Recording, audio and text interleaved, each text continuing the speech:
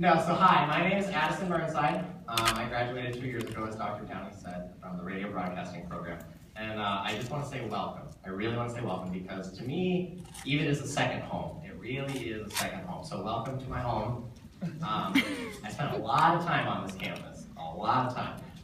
And not because they forced us, because they couldn't get us to leave. When I started in radio, it was a fairly large program, but the facilities we were in were aging, to say the least. And so the radio broadcasting program is interesting in that it's intended around audio production and the working of the radio station. And it has advanced more into all-encompassing media since I was there. But I really couldn't have cared less. I cared more about the equipment and the technical side and the things like that. And EVIT didn't have a technical program, so they made one. And we more or less called it the Addison Burnside program. And I would come in and I was on the attendance sheet and whatever, but I didn't get the regular class assignments. I had my own assignments because they knew that that's not what I wanted to do. I wanted to do the engineering stuff. And so throughout the year, we decided that we were going to spend some money and we were going to upgrade some of our equipment. We were going to spend 10 grand, I think it was.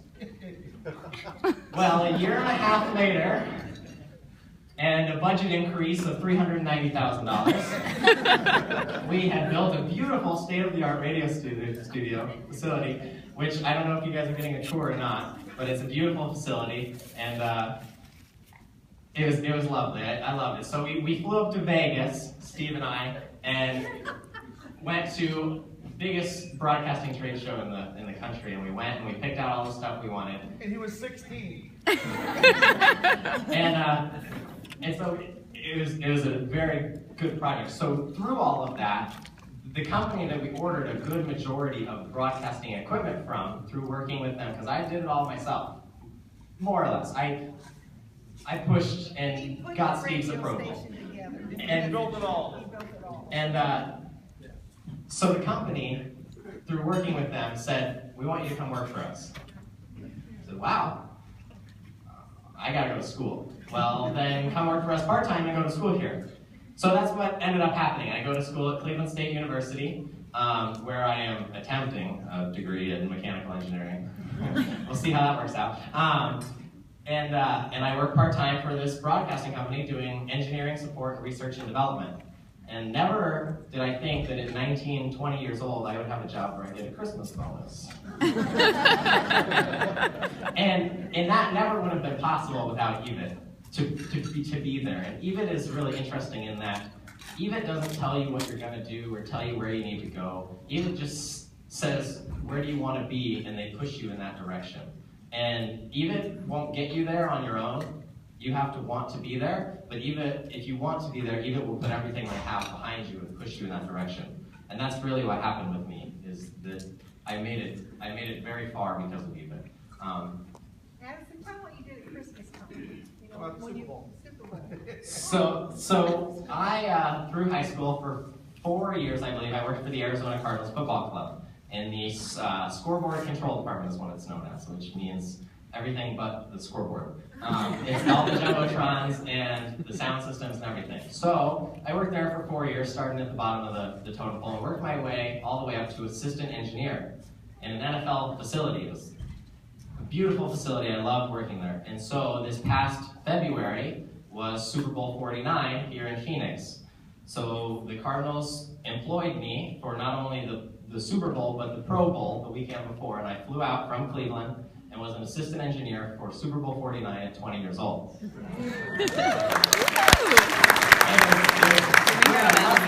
of my favorite stories, because everyone's always like, well, how was working the Super Bowl? How was working? And believe me, it was incredible. My favorite story to tell is that I got to see Katy Perry perform the halftime show 3 times. So I'm in the building on Friday, and we're doing 2 full run-throughs, which a full run-through is everything off of the field to everything on the field, the entire show, and then everything back off of the field. So there's like 8 of us standing in this control room, and there's hundreds of performers and millions in lights and pyro, full pyro. There's a helicopter, and there's 8 of us standing here, and we're like, great show! The stadium's empty. It was fantastic. I loved it. So Eva has really helped me get very far. And now that they're getting the new radio station on top of the radio station that they already have, it's very exciting. And it's funny because Steve, the instructor of the radio program, calls me at least once a week. And most of the time it's, can you fix this? This is broken. And every once in a while the phone will ring and it'll be like, hey, what's up? And I'm like, well, what's broken? Oh, nothing. I just want to call and say hey. And I'm like, do you call all of your ex-students just to say, hey, what's up? But that's really the bond that Eva makes, is that it's not a teacher-student relationship, it's family. And it really is family. And I couldn't have got where I've gotten so far without Eva.